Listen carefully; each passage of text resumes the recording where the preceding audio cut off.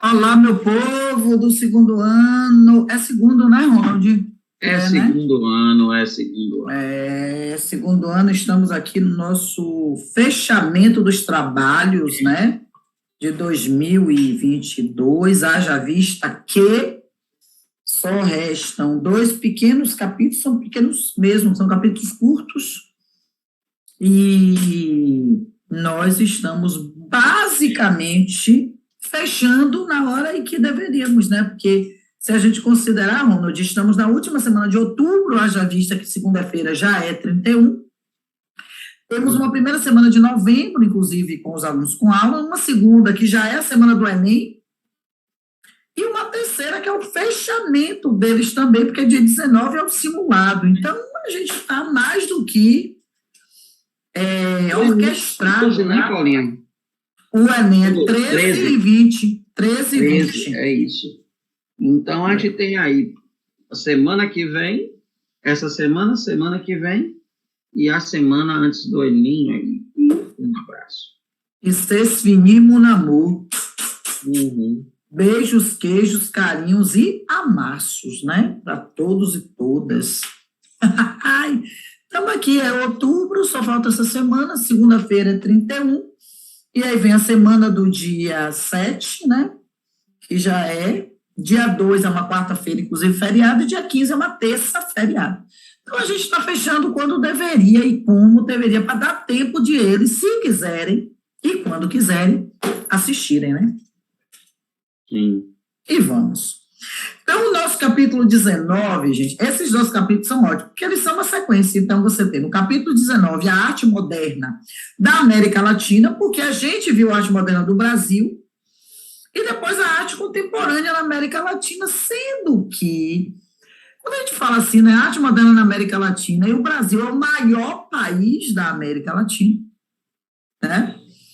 Então, a gente tem, assim, um acréscimo, que a gente vai terminar falando de quê? De Argentina, de Peru, né? De Colômbia, mas depois do Brasil, quem aparece aí como uma referência é a Argentina, né? Então, e aí, obviamente, que na contemporaneidade a gente vai falar de uma figura também muito importante, que é a nossa grande mexicana, né? Ela, Dona Frida Kahlo. Eu ando pelo mundo prestando atenção em cores que eu não sei o nome. Cores de Almodóvar, cores de Frida Kahlo, cores. Passeio pelo escuro, eu presto e vamos embora, né?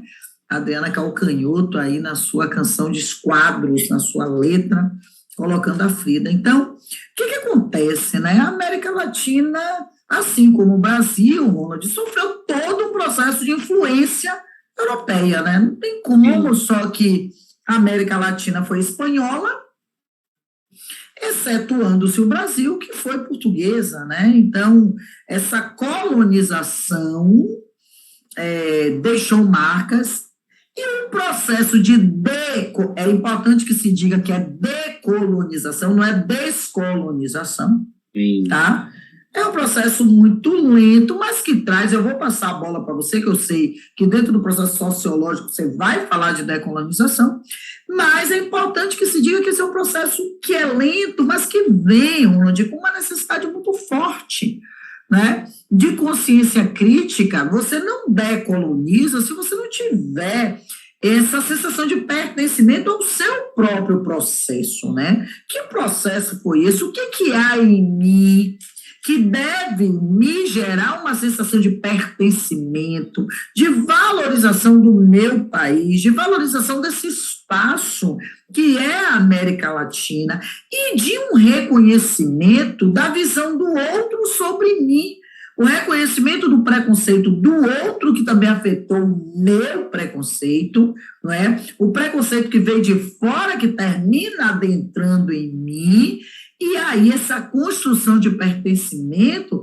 que é algo difícil, inclusive porque você tem países como a Argentina, que a gente percebe que tem uma influência espanhola muito maior, mais intensa e já legitimada, não é? Porque países como Paraguai, Bolívia, Chile, Equador, e como isso, né, se percebe em matéria de prestígio. A Argentina tem um prestígio muito maior do que, por exemplo, a Bolívia, a Venezuela, em que a presença indígena é muito forte, inclusive na arte a gente vai perceber isso, né? Como a arte de países como a Bolívia, o Peru, né?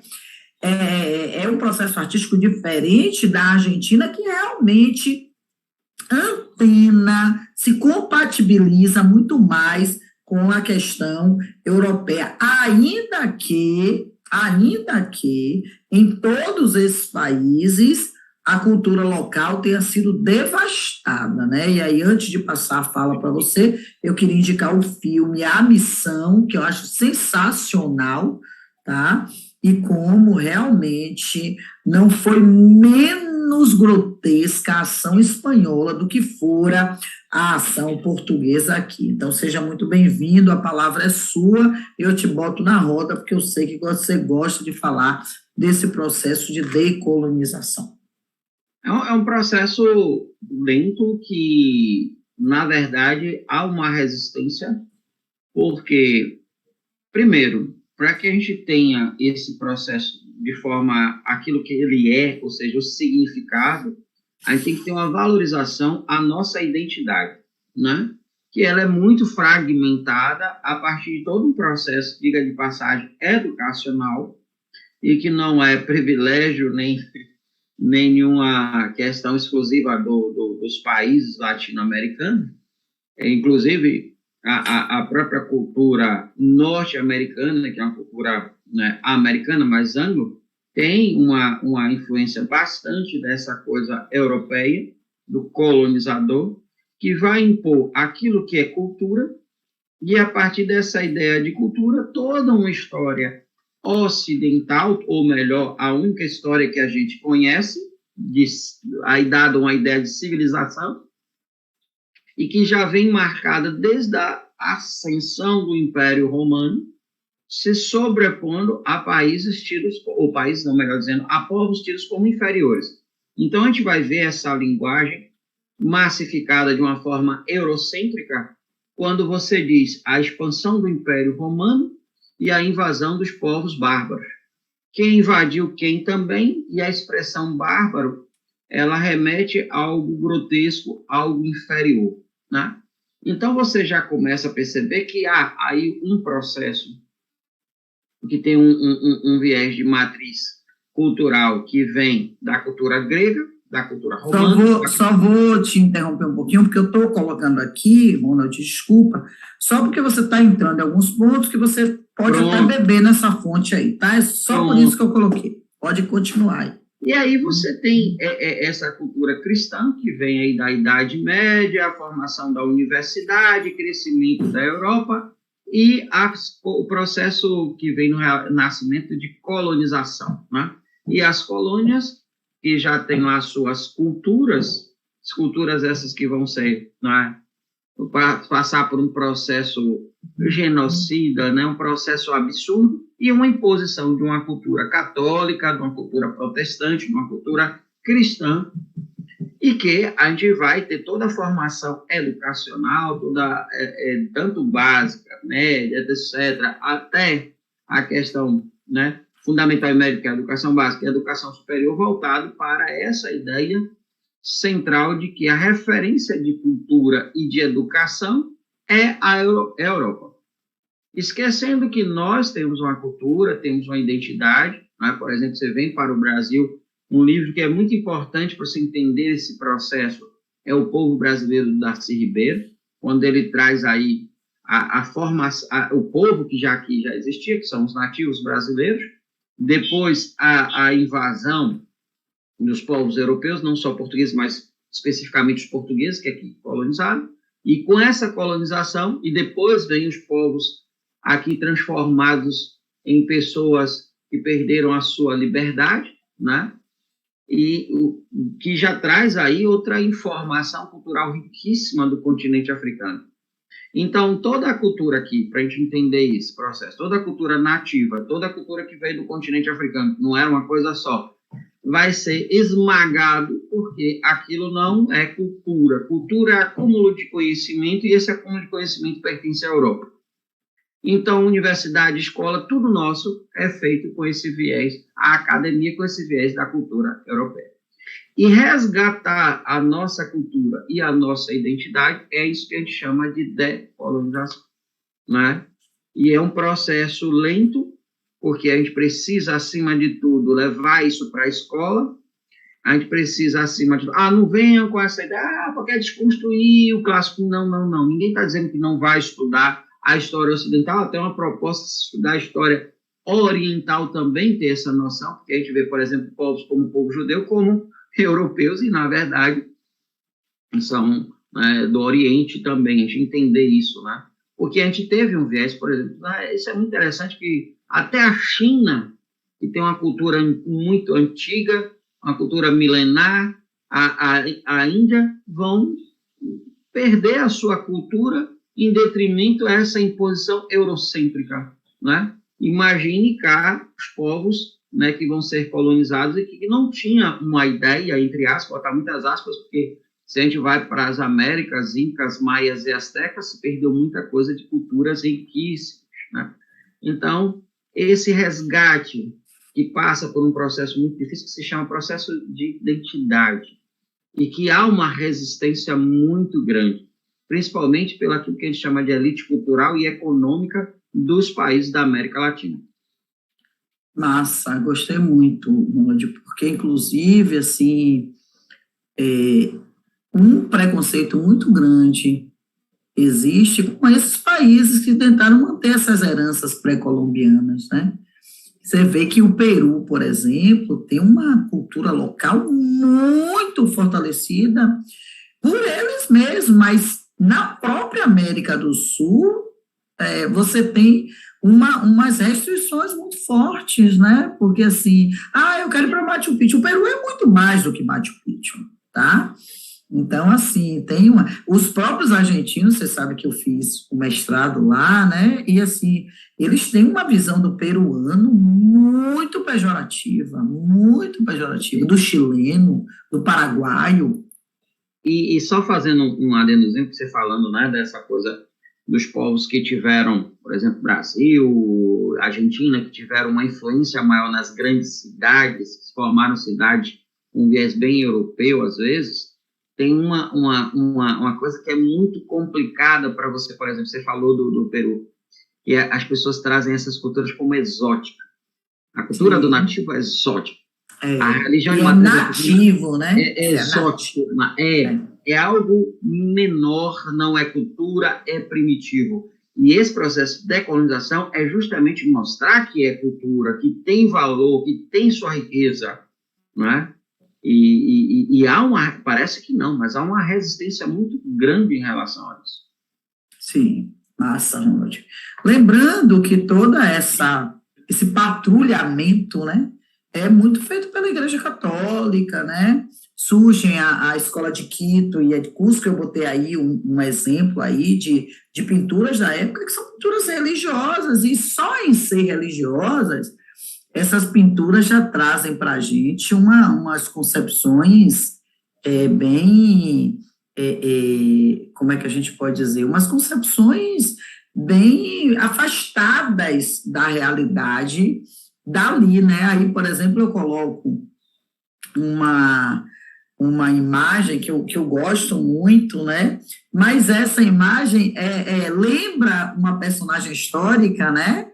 Que é francesa. Você lembra de alguém aí, Ronaldinho? Aí você tem a figura de Napoleão Bonaparte. Pois é, mas esse cara aí é o Simão Bolívar. O nome do quadro é Simão Bolívar Cruzando os Andes. E é de um artista que é o Araio Gomes, e repare como há uma apologia a um estar, não é? Que é o quê? Um estar europeu, né? Então, a gente ainda vê esse traço. Eu coloquei aqui exatamente para trazer um pouquinho do que a gente estava falando, né? de que é realmente um processo difícil, até porque é uma integração. E o que aconteceu no Brasil aconteceu na maioria desses países também, que é você trazer essa concepção europeia, você trazer as escolas de belas artes, mas dentro de uma visão europeia, não é, tentando alinhar, porque aqui é o colonizado e ele lá é o colonizador. Então, o colonizador é superior, então tem que trazer a cultura do colonizador para o colonizado. E aí se perde muito de uma identidade, né? Se perde muito de uma visão que o preconceito vai, não dá até hoje, a gente está em 2022, né? E quando se fala Espanha e Bolívia, quem tem prestígio, né? Qual é a cultura que tem prestígio? É uma pena, porque se perdeu muito, se destruiu muito e continua sendo destruído de todas as formas, né? Então... Desculpa, Paulinha. Há uma coisa muito forte e precisa chamar a atenção, que é um processo que não deveria ter, mas existe e é forte, de xenofobia. Nossa, como são tratados bolivianos, paraguaios, né, não só no Brasil, às vezes na Argentina, etc., e se rendem a europeus, norte-americanos, né? Porque parece que olha como é interessante esse processo cultural, né? A gente olhar para o outro, essa coisa eurocêntrica e também etnocêntrica, e achar o seguinte: eu sou mais próximo do europeu culturalmente, o outro é inferior. Isso é muito forte ainda, é triste, mas é uma realidade. E a gente vive isso, inclusive no Brasil, né? E olha que o Brasil é um dos países da América do Sul, era bem visto, mas assim, como essa visão é latino, né? Então, repare que as primeiras manifestações, tudo que vai acontecer na América, gente, é o que aconteceu aqui. Essas primeiras manifestações são de pintores estrangeiros, aí, à medida que o tempo passa, século XIX, veio a missão francesa, como veio para o Brasil, veio para a América, tá? Porque é preciso dar um pouco, né, de cara de civilização, porque isso aqui não é civilização. Essa visão eurocêntrica vai se impor, e aí por isso que depois vem o que Ronald traz, a necessidade do processo de decolonização, porque vão surgir resistências. Vão surgir. E a decolonização é exatamente quando essa resistência diz: olha, há o que é nosso, né? Então, na Argentina, houve um costumbrismo que a gente já estudou lá, né? A gente já fez a aula sobre isso. Na verdade, o que a gente vai chamar de arte moderna e arte contemporânea é algo novo baseado em tudo que veio acontecendo, e a partir da década de 20, o próprio Brasil vai ser o grande abre-alas com a Semana de Arte Moderna, com novas linguagens, com as vanguardas europeias. É muito interessante, porque chega a ser irônico, né? Vamos lutar contra essa imposição europeia e vamos usar as vanguardas europeias. Quer dizer, até os europeus querem cortar, quebrar esse laço tradicional. Então, surgem as vanguardas. E aí o cubismo, o futurismo, o surrealismo, o dadaísmo, o expressionismo vão trazer as rupturas, e aí a gente está em negrito trazendo as primeiras, em 1910 no México, o muralismo, tá? A gente vai ter grandes painéis pintados, tá certo? Você vai ter essa Semana de Arte Moderna aqui no Brasil, você vai ter a revista Martim Fierro em Buenos Aires, em 1924, e a revolta contra a Academia de San Alejandro em Cuba, em 1927. Repare que é um conjunto, né, de movimentos e de artistas, e na Argentina eu coloquei aí do lado algo do Chu Solar, e você percebe uma interferência muito forte concretista, né? Cubista. Então você já vê o cubismo aí bem claramente, assim como você tem o Paul Klee também fazendo muitos muitos trabalhos artísticos. Só que quando a gente pensa América Latina em arte, o Brasil disparadamente é um grande destaque, até porque, gente, nosso processo também é um processo diferente dos outros países, tá? O Brasil, não se esqueça, se tornou a coroa portuguesa em 1808, né? Sim.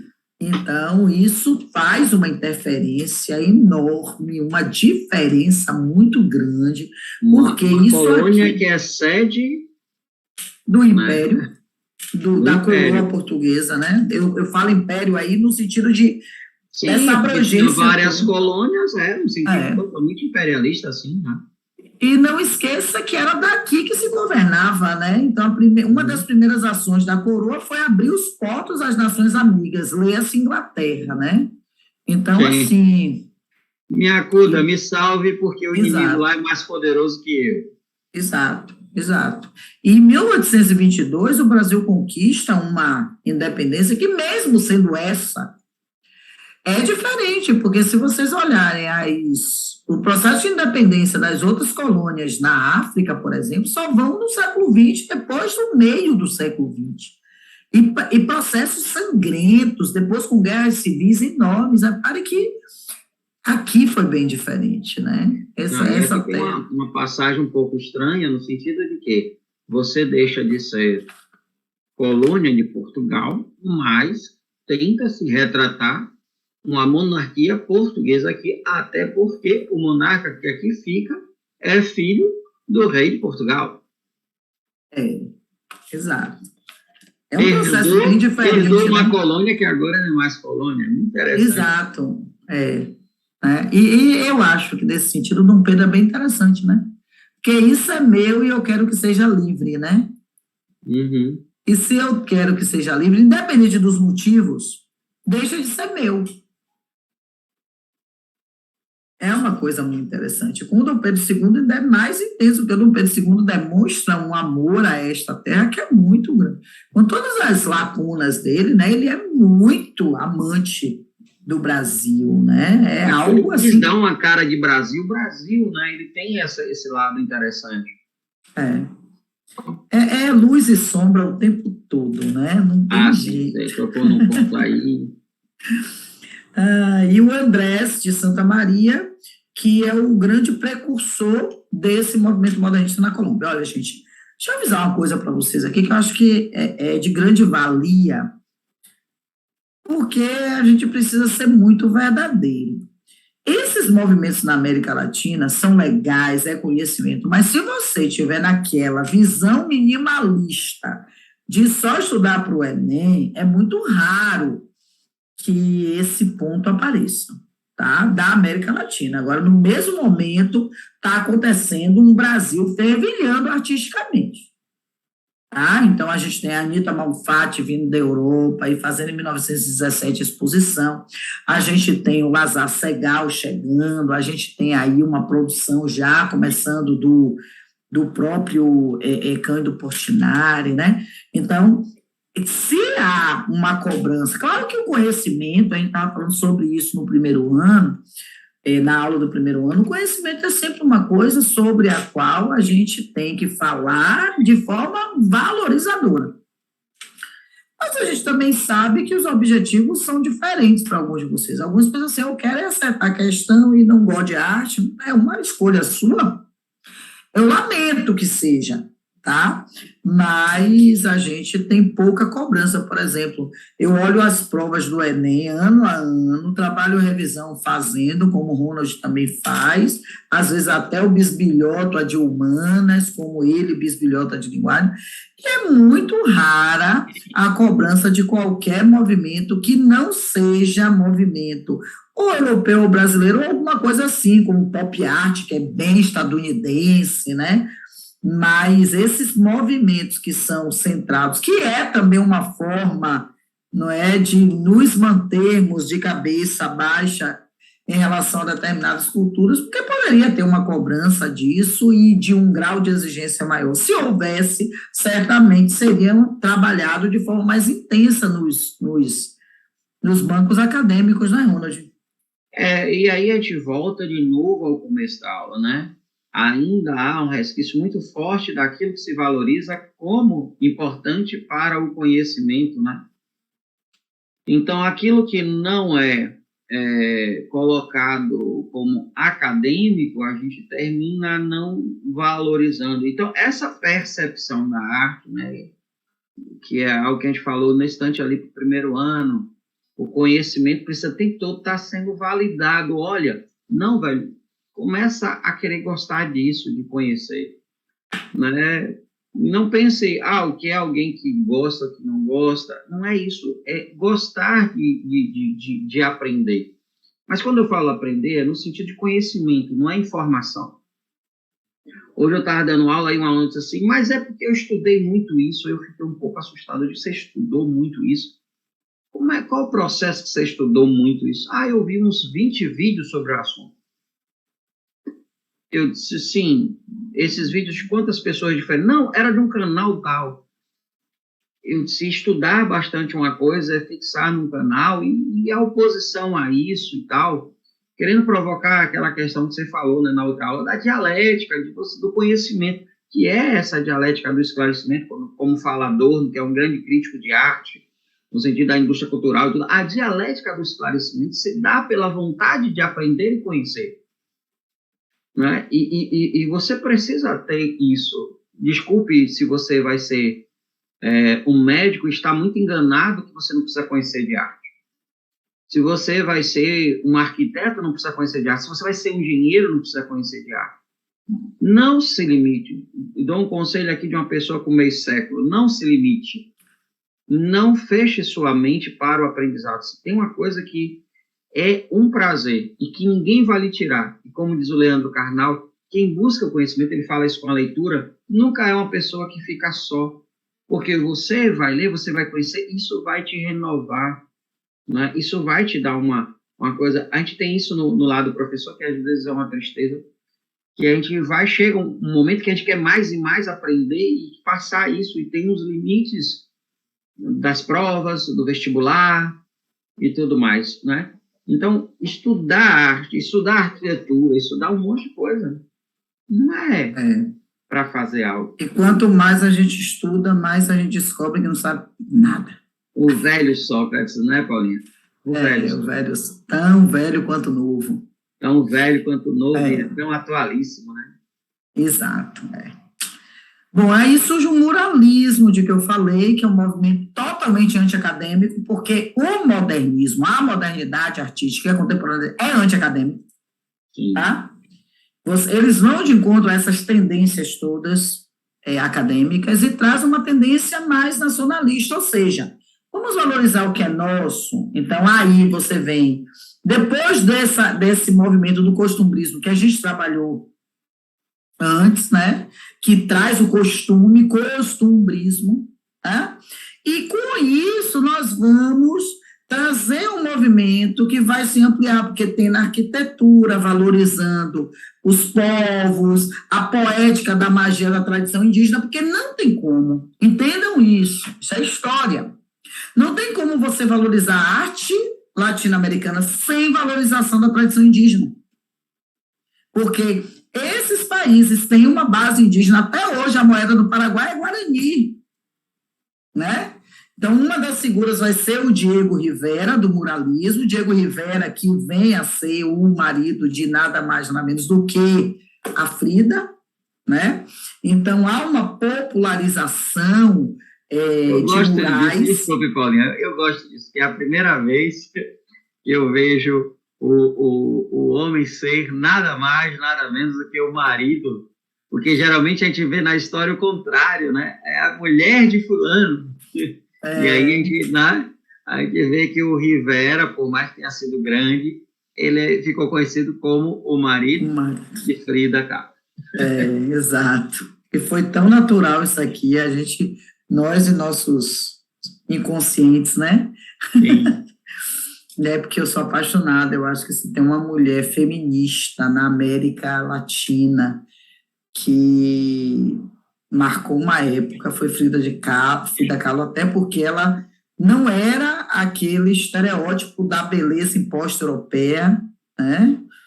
uma mulher que tem uma monossobrancelha, né?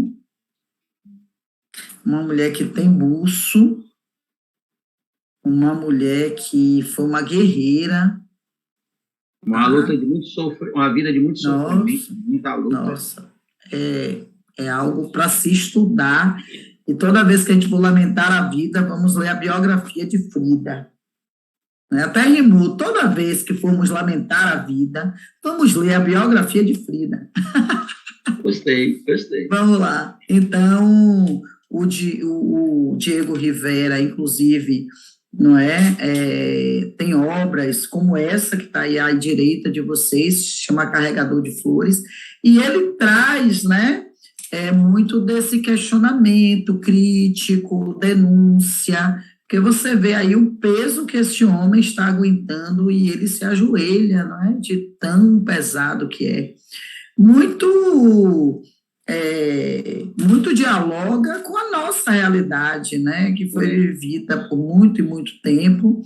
Então, nós temos grandes nomes, como Vasconcelos, o José Orozco, o Alfaro Siqueiros. O Siqueiros, inclusive, é uma figura que deixou também muito legado. Então, esse muralismo tem algumas figuras, eu fiz questão de trazer algumas delas. Então, Siqueiros, que demonstra influências da mistura da cultura indígena e a cultura europeia, não tem como, porque não dá para negar essa influência, por mais que se queira valorizar o que há na identidade daquele povo, já há uma mistura muito grande, né? Então, só que o processo agora é de valorização do nativo. Então, repare, camponeses heróicos e fortes, trabalhadores comuns, porque sobrevivem desse trabalho, lutando em regimes totalitários, regimes opressores, sistema capitalista, porque esses países da América Latina sofrem muito com esses regimes. Então, E há esse uma luta muralismo... aí, né, que a gente não pode esquecer, tanto do Diego Rivera quanto da Frida Kahlo, a gente não pode esquecer dessa aproximação que eles tiveram até mesmo com o Trotsky, quando estava exilado, que é o trabalhador que sempre está ali de joelho, mostrando essa dialética da opressão entre a questão do senhor. O trabalhador está sempre numa condição de estar ali carregando um peso maior do que ele suporta.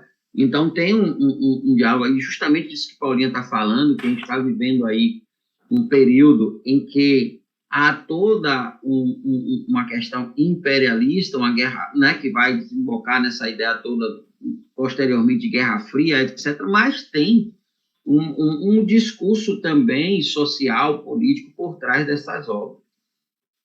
Sim. E, assim, esse plano de fundo aí é o Cândido Portinari, tá? A pintura, a tela Guerra e Paz, que é o nosso maior representante, que não é só isso, tá? O Cândido pinta muitas das coisas. No Brasil, a gente destaca muito o Portinari como o nosso expressionista, né? Muitas telas sobre a seca do Nordeste, ele que nasceu em Brodowski, em São Paulo, né, em 1903. E esse muralismo mexicano traz muita técnica nova, traz inovações, por isso é moderno. Gente, não é moderno porque vai criticar, é moderno também porque usa muitas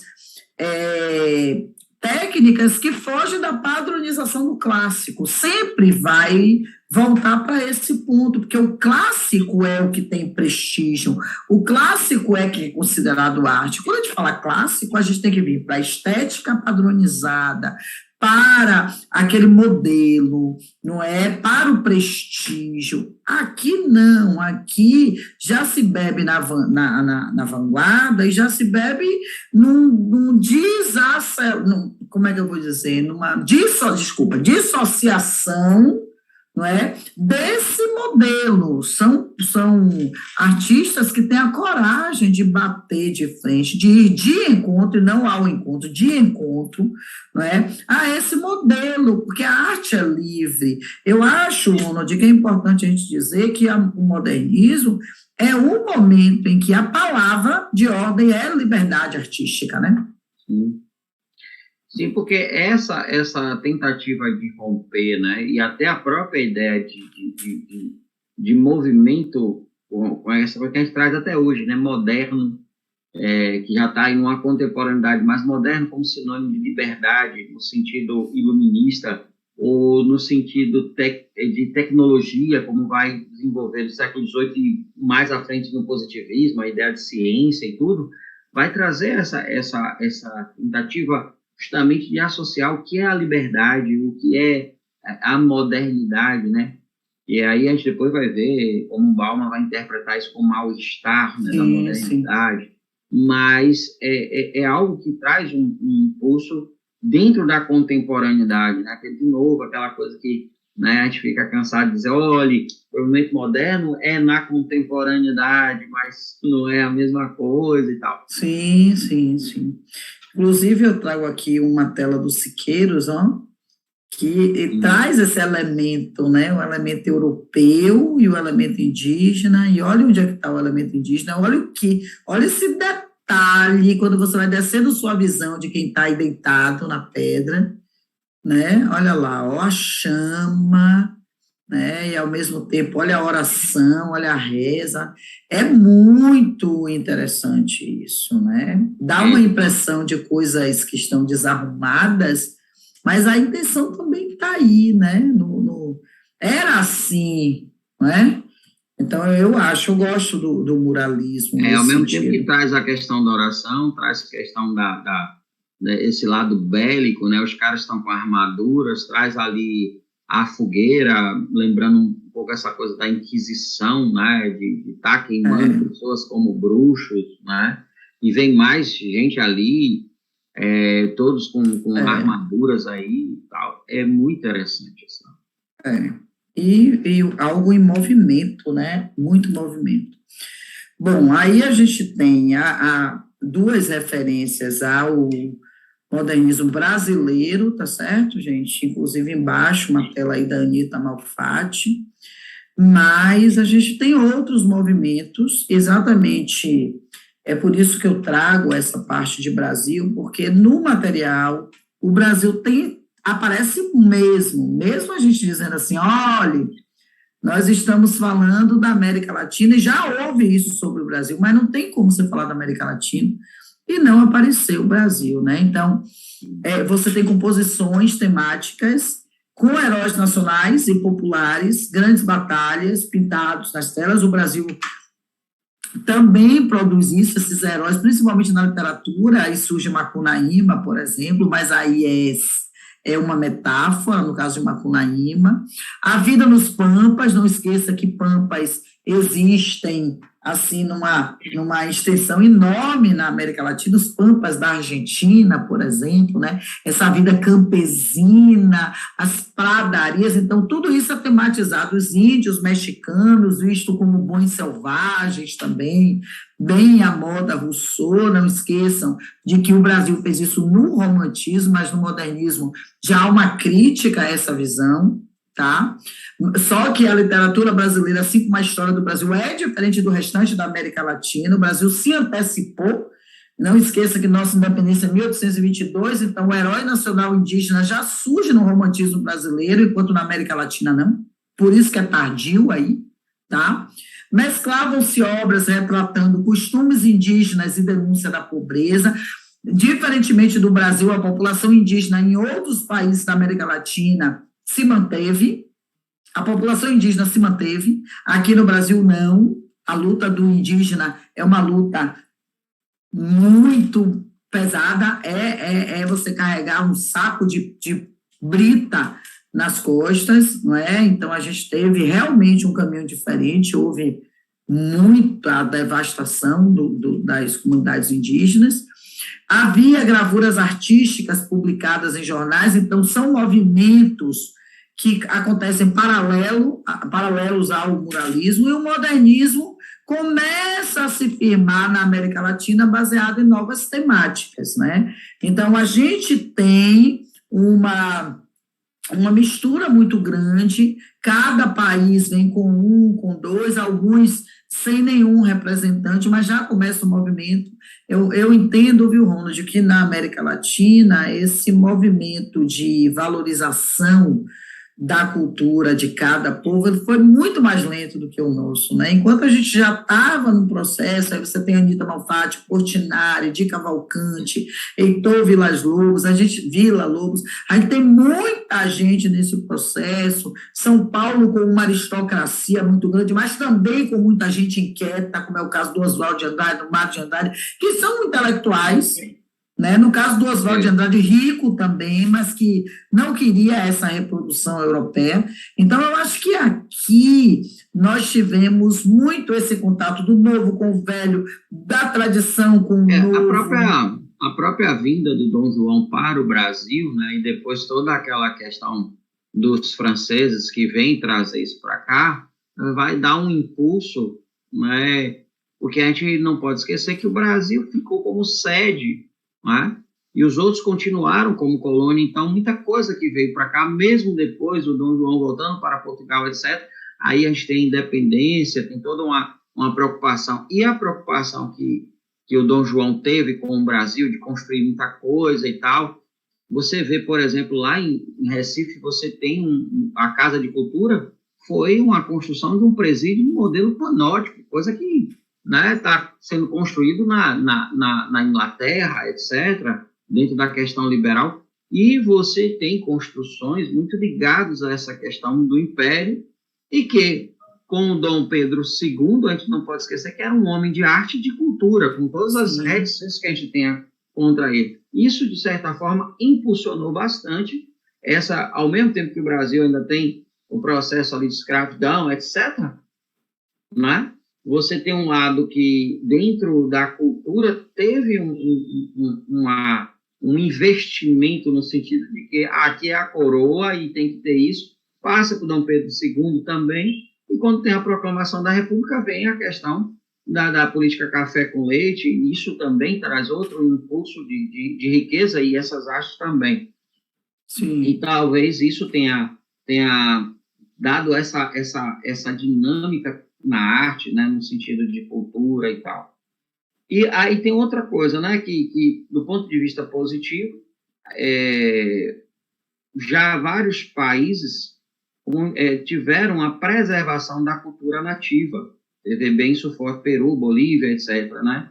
Até a questão do canto crioulo, isso tendo sido usado na questão de missa, etc. Aqui no Brasil não, houve talvez o lado muito negativo, essa imposição bem europeia, né?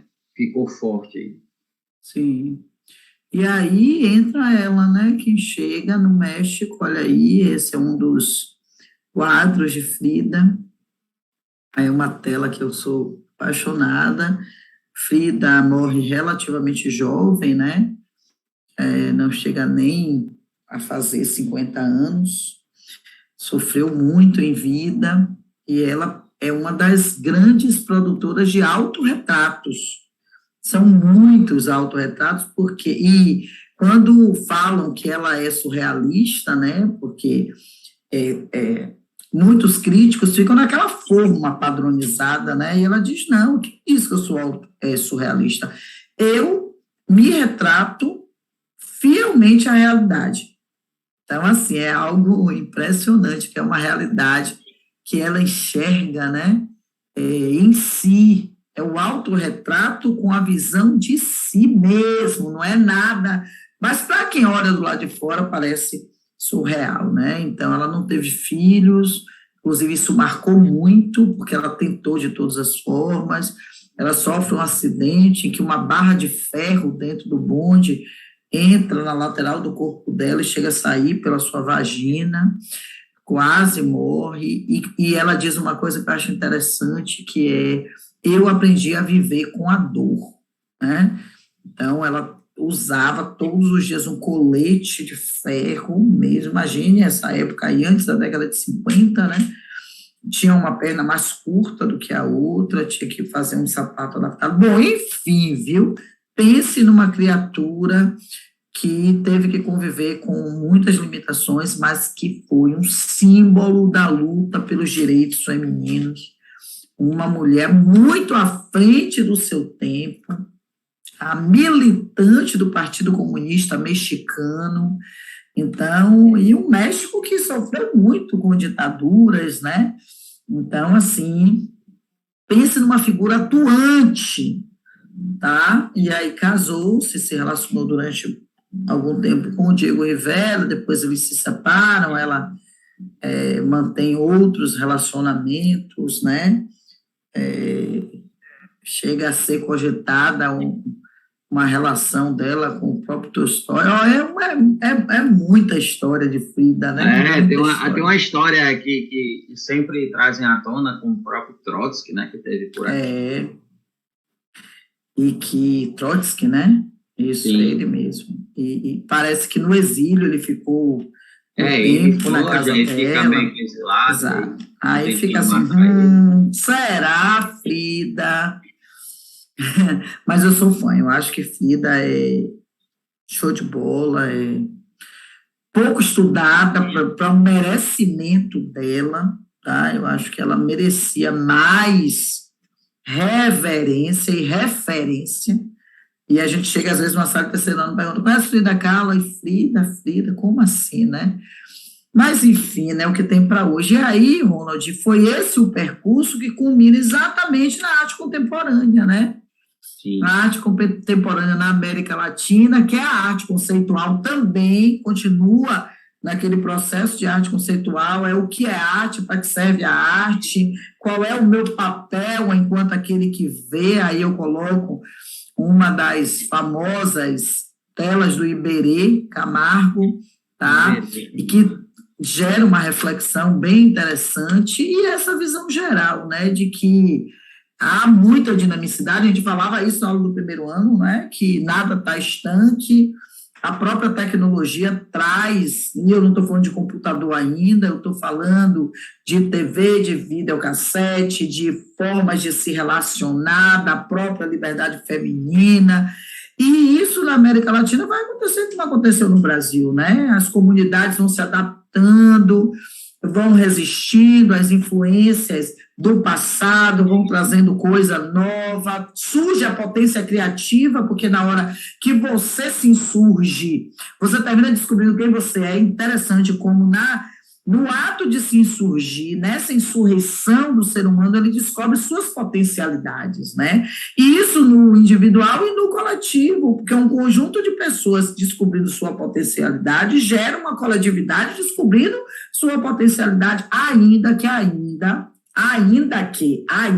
com uma ideia de tempo agora, muito preconceito exista, né? Porque se vê muito, olha aquela cultura peruana, que coisa mais exótica, olha aquele mexicano como ele é folclórico, então se olha muito, olha o chapéu do mexicano, bem folclórico, né? E aí termina sendo um tecido usado pelo brasileiro, pelo argentino, pelo uruguaio, né? Então a gente olhando para a cultura do outro com certo ar de desdém, né? Com certo ar de superioridade, e aí cada país desse vai buscar a sua identidade a partir da escuta de suas próprias vozes culturais, né? Eu lembro que uma vez, quando eu estava no mestrado lá na Argentina, teve o governo lá de Buenos Aires fez um projeto em que cada final de semana, numa das praças argentinas, Buenos Aires é lotado de praças, as pessoas vão para a praça, leem na praça, no horário do almoço, fazem piquenique, e aí numa das praças mais centrais, eles faziam finais de semana de cada nação, de cada país que tinha colônia em Buenos Aires, né, na Argentina, porque tem colônia peruana, colônia paraguaia, colônia venezuelana, brasileira, e a gente estava lá na peruana e na brasileira. E é muito interessante você ver em um país a cultura do continente, daquela área ali. Né? A música peruana é diferente da música chilena, que é diferente da música paraguaia, que é diferente da música argentina, é muita coisa diferente, né? A música brasileira, mais diversificada, porque é muita influência, mas ainda assim havia olhares de argentinos, olhares, como é que a gente chama? Atravessado, né? Minha mãe chamava de olhar atravessado. Para venezuelanos, para paraguaios e para bolivianos. Então, peruanos, paraguaios, venezuelanos, são assim, vistos como, né? E é uma coisa que a gente vê, né, que você trouxe, a xenofobia, dentro do nosso continente, coisa que era para estar todo mundo aqui, né? Vamos lá, nós somos latinos, temos que respeitar a nossa origem, mas não, como o argentino e o uruguaio têm uma característica fenotípica um pouquinho mais europeia, aí o argentino ainda mais, né? Nossa, os argentinos têm uma... E o traço fenotípico do peruano realmente é indígena, do paraguaio realmente é indígena, do boliviano, então, nossa senhora, né? A gente chega a confundir boliviano, venezuelano e paraguaio exatamente pelos traços indígenas, peruano. A gente olha os times de futebol, quando o cara nasceu, tem toda a sua ancestralidade nesse país, eles têm uma característica, né, indígena muito forte. Bom, aí a gente entra no contexto, né? Aí a gente tem um artista do continente africano que veio depois para o Brasil, né? Que são afros brasileiros, com o Manabu Mabé, e você já vê uma característica bem diferente da obra, né? Já sai completamente, lembra até vanguarda, né? Assim, olha do que se está falando. A contemporaneidade traz muito isso, essa ruptura. Agora a gente tem essas rupturas com engajamento para resgatar e valorizar o nativo. Eu saio já, e está faltando um S, modernistas, tá? Rupturas modernistas com engajamento em resgatar e valorizar as matrizes nativas. Repare, nós estamos na contemporaneidade ainda bebendo na fonte modernista para romper, porque agora tudo é ruptura. Eu acho que se vocês perguntassem assim, que palavra você traria para caracterizar a arte contemporânea, eu diria fragmentação, tá? Sai um pouco dessa ideia de que olhe e veja uma cadeira, olhe e veja uma mesa. Mesmo quando você vir uma mesa, você vai encontrar uma mesa que não é mesa, tá? Porque sai dessa coisa de é isto mesmo, é concreto, você precisa interagir. Então, a arte contemporânea assume, fiz questão de colocar isso, ó, assume o papel de propor ao público um novo modo de experimentar a arte. É o que você sente, onde é que vibra em você? A gente falava isso na aula do primeiro ano, né, Ronald? A dificuldade que as pessoas têm de identificar o que pulsa em você diante de tal situação. Né? Você pergunta a um jovem, quando seu pai briga com você, você sente o quê? Às vezes o menino diz assim, eu fico com raiva. Onde é que vibra essa raiva? O que é sentir raiva? E há uma dificuldade enorme de trazer para o corpo. A arte faz essa proposta, né? Experimente. O que você se sente proposto a fazer? O que o seu corpo diz? Então, a arte contemporânea é um propositor, eu gosto dessa palavra, ela propõe, né? Ela instiga, inclusive com a arte cinética na Venezuela. Essa arte cinética é exatamente a sensação, porque você vem com abstração geométrica, misturando a arte cinética, que é a exploração da sensação. É a sensação do espaço, é a sensação do movimento, é a sensação da visão. É isso que a gente está trazendo, não é para você ver nada específico, mas não, é que tem tipo... sentido de estética, né, Paula? Exato. E essa coisa do que você sente. Eu estou aqui acompanhando você falando, né? Como é difícil falar dos sentimentos sem ser de uma forma muito já massificada. Eu sinto raiva. Não. Elabore isso no sentido estético, né, de produzir. E acho que a grande dificuldade hoje de você levar o aluno a escrever, porque você tem um modelo de prova, de tudo é tudo muito modelado, né? Então essa liberdade criativa muitas vezes para a escrita também. E é a reação ao concreto, porque a gente vem de um abstracionismo concreto, que bebe lá no próprio cubismo. A gente tem um Mondrian, estudando para fazer aquilo baseado em linhas, em retas, e de repente vem um abstracionismo informal em São Paulo, porque a gente estudou o abstracionismo dentro de alguns artistas paulistas, em Córdoba e na Cidade do México. Então, você tem Brasil, Argentina e México, e o México, eu fui descobrindo, dando aula de arte, a cultura do México, riquíssima, que cultura rica a cultura mexicana, né? E eu, às vezes, eu vejo as pessoas falando do México e falando de pimenta só, sabe?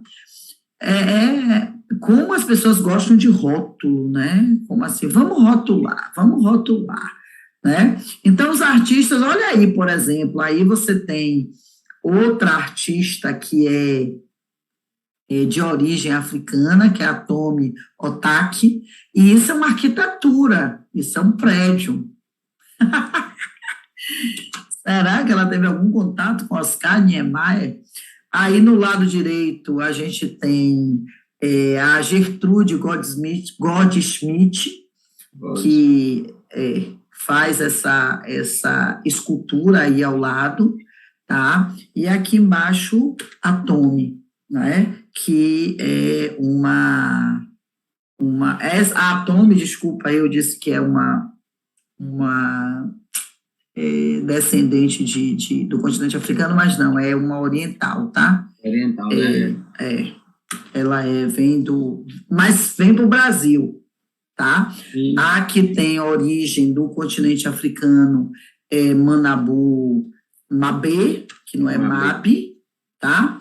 E o Iberê Camargo, que faz muito sucesso também no Brasil. Agora, repare como são nomes que são mais próximos de nós, mas que a gente não vê difundido. Até hoje se fala em Michelangelo, se fala em Caravaggio, se fala em Velázquez, se fala em Mário de Andrade, mesmo esses modernos, né? Mas quando a gente vem para a arte contemporânea, me parece que, inclusive, tem um equívoco do ponto de vista cronológico, Ronald, porque parece que a arte acaba aí, década de 70, 60, a gente não vai andando até encontrar esses novos nomes, como Adriana Varejão, né?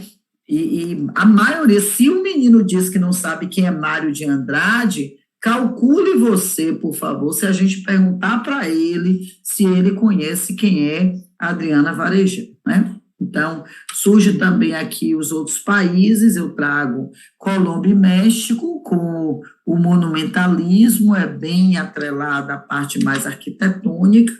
Em São Paulo, essa arte contemporânea vem com concretismo, a gente que teve o grupo Frente, o grupo Ruptura, né, no movimento concreto.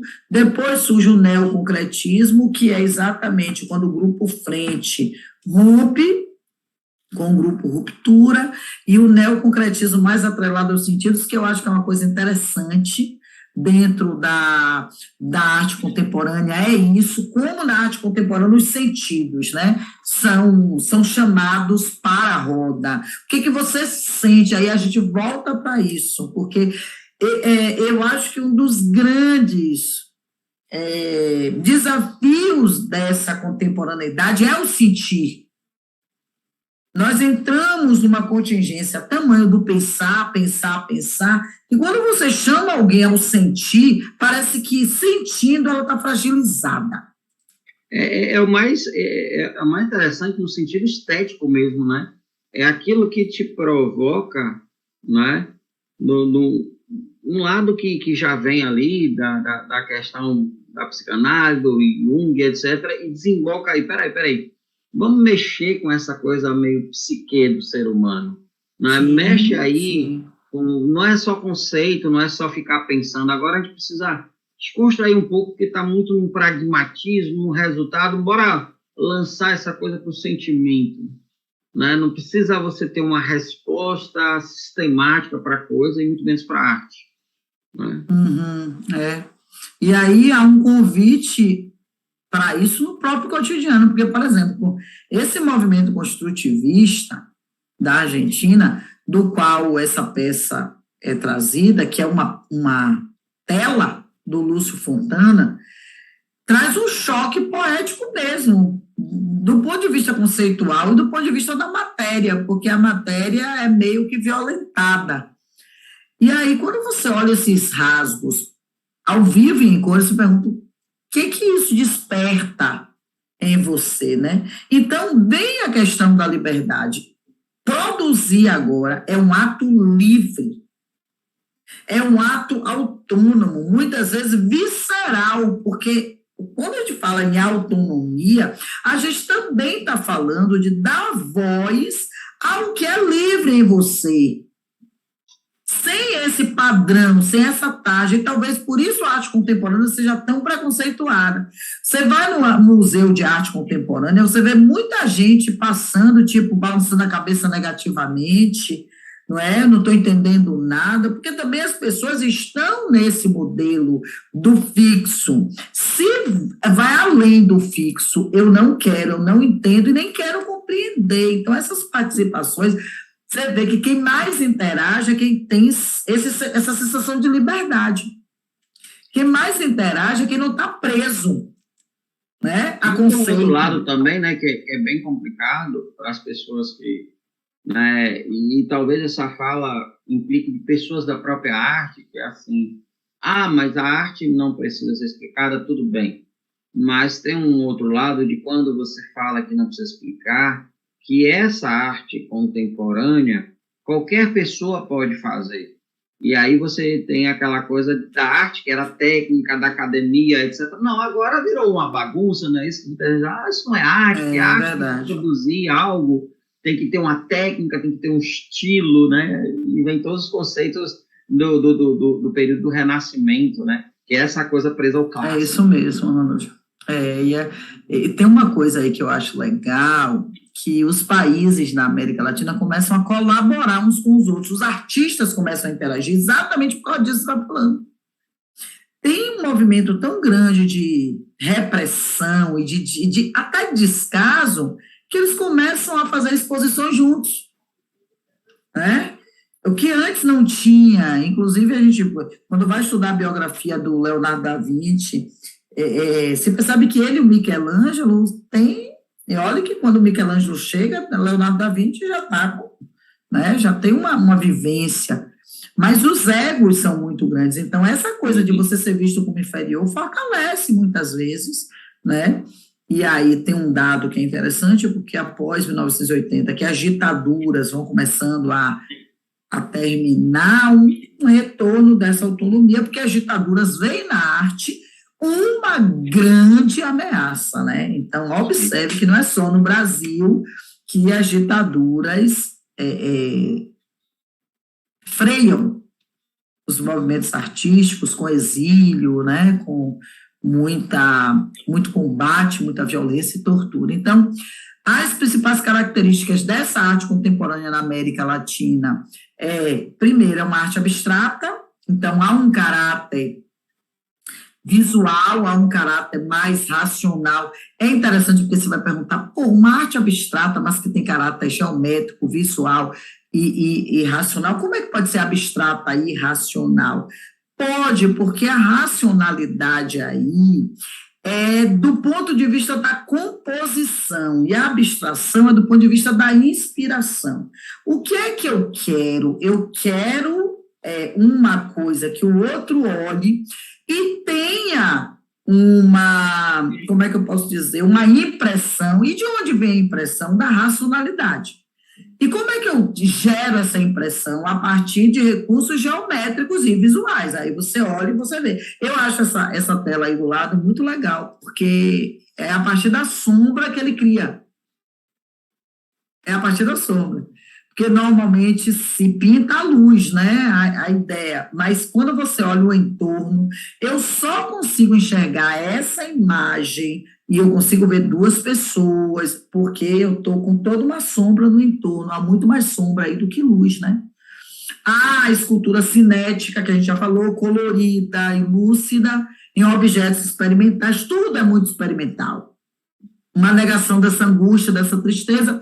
Vem a arte conceitual de novo, que traz de um lado a arte, de outro a política. Por quê? Porque tem um projeto artístico de libertação, um projeto artístico de vamos nos desvincular, que a gente já viu que vem desde lá do processo de decolonização, e uma arte engajada, que é um projeto de decolonização.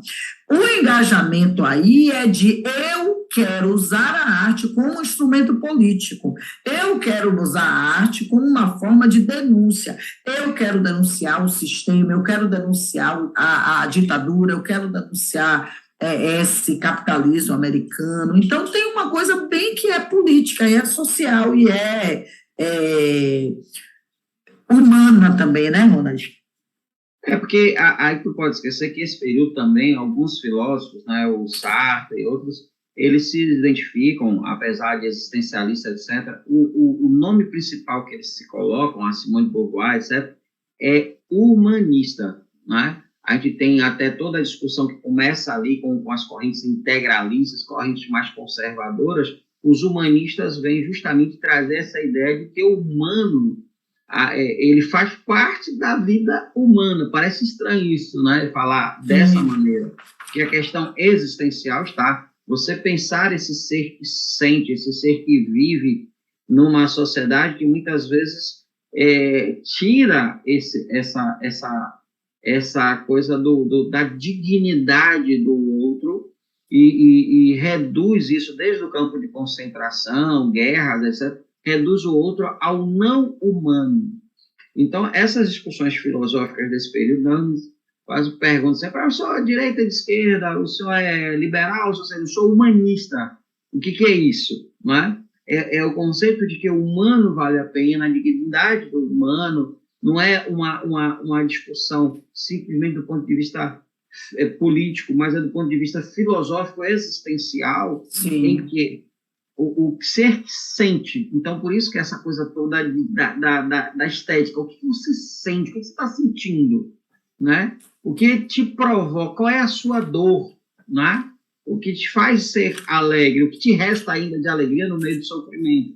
Então, há toda uma discussão dessa sociedade que tem um protesto e vai caminhar aí para o maio de 68, em que os estudantes estão protestando, muitas vezes não sabem nem porquê, mas estão protestando, porque tem essa coisa de tanta informação para eles, que vem da filosofia, da sociologia, que eles não sabem bem, eles sabem que tem um incômodo, mas qual?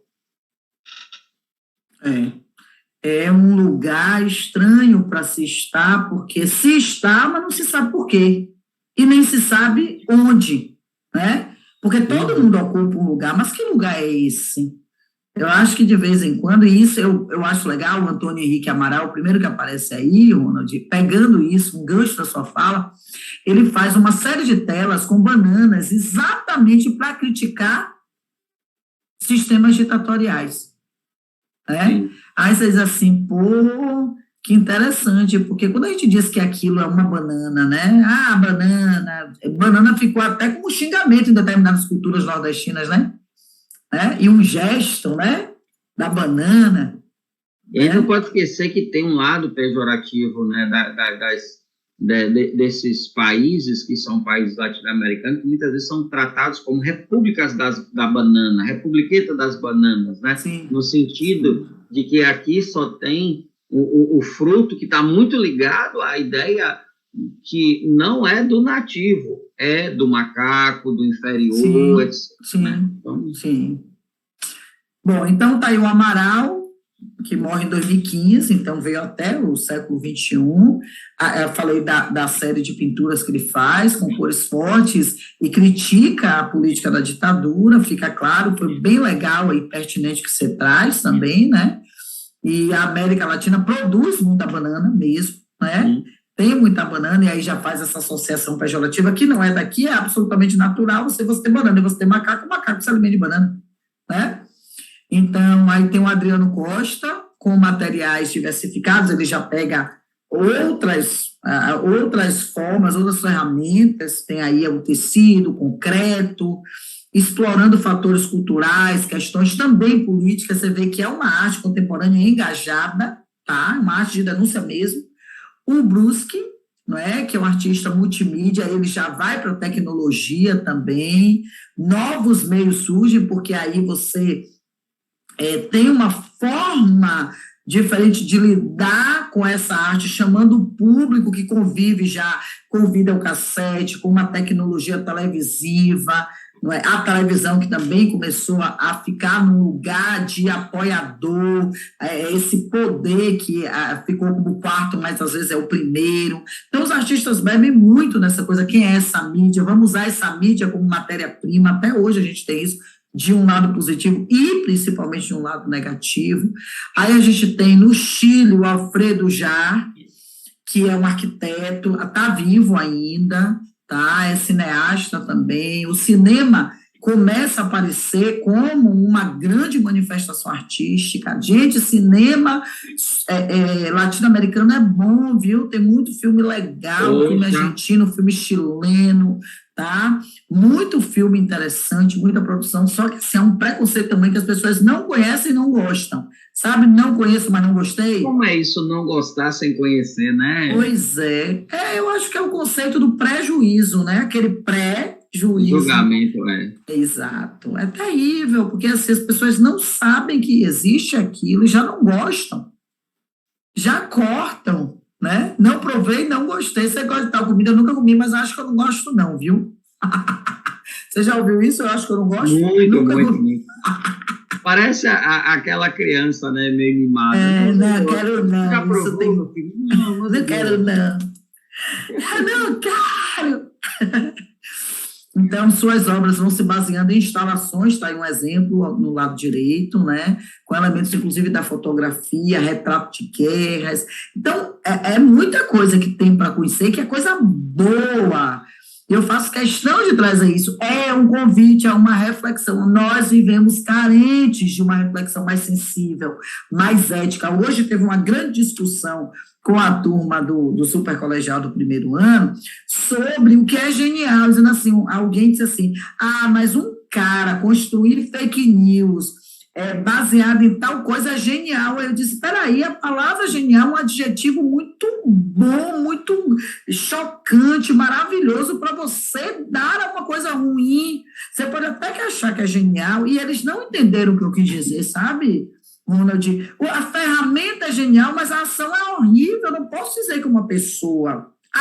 eu disse assim, por exemplo, o talento que Hitler teve, usado pelo mal, aí o menino disse, mas Hitler foi um gênio. Aí eu digo assim, eu não consigo trazer esse adjetivo, e eu não sei se é tão complexo assim para entender que genial é um adjetivo muito grandioso para a gente colocar em coisas tão pejorativas, sabe? Me lembrou Ariano Suassuna, né? Pô, velho. Ariano Suassuna ficava horrorizado com essa ideia de trazer gênios para coisas que são muito simples. Ele dizia assim, se eu digo que tal músico é genial, o que eu vou falar de Beethoven? Não tem adjetivo para Beethoven. Se eu pego um cara desse que faz fake news, porque ele sabe que fazendo fake ele vai estar sendo comentado, e eu acho que isso é genial, o que eu vou dizer de Clarice Lispector? Porque aí você cai numa coisa maquiavélica, que é os fins, né? Os fins justificam os meios. Então, se eu fiz uma coisa que usei da inteligência para aquilo, não importa como foi feito. Nem para que serve. Uma finalidade, para que serve? Qual é a utilidade disso? Essa visão pragmática, a gente precisa ter muito cuidado. Nossa, hoje foi meia hora nisso, porque eu não saí daquilo enquanto... Eu disse, mas espera aí, gente, enfim. Não, essa é de ser educador, porque se você simplesmente quer dar o assunto, você passa, mas quando você entra nessa coisa de tentar corrigir o caminho, né? Peraí, você está saindo do caminho da coisa, no sentido do conhecimento. Foi uma pergunta que eu fiz. Eu fiz essa pergunta, que caminho é esse que você está fazendo, sabe? Porque é muito estranho para mim esse caminho. Que caminho é esse? E qual é o fim desse caminho? Qual é a linha de chegada? Porque o caminho, às vezes, a pessoa faz querendo chegar. Então, é só para ter views? Não sei nem se é essa palavra. É só para ser visto, é só para ser tocado, mesmo que seja dessa forma? Enfim. Aí, na Argentina, você tem o Lamelas, que é está vivo, pioneiro da arte conceitual na década de 60. A Amália Pica, escultora, ela faz esculturas, ela faz instalações, e a Marta Minugin, que é uma artista conceitual. Tem uma coisa na Argentina que é muito interessante, tá? Eles produzem muitos artistas. O Museu de Arte de Buenos Aires, o MAUBA, é fantástico, e tem muita coisa produzida pelos próprios argentinos, né? Aí, na Colômbia, você tem o Respeto, que é um videoartista, a gente que trabalhou, né, na semana passada com esses meninos Novas Linguagens, e teve a videoarte. O Botero, que também está vivo, é pintor, escultor, retrata políticos, militares, religiosos, como forma de questionamento, denúncias sociais.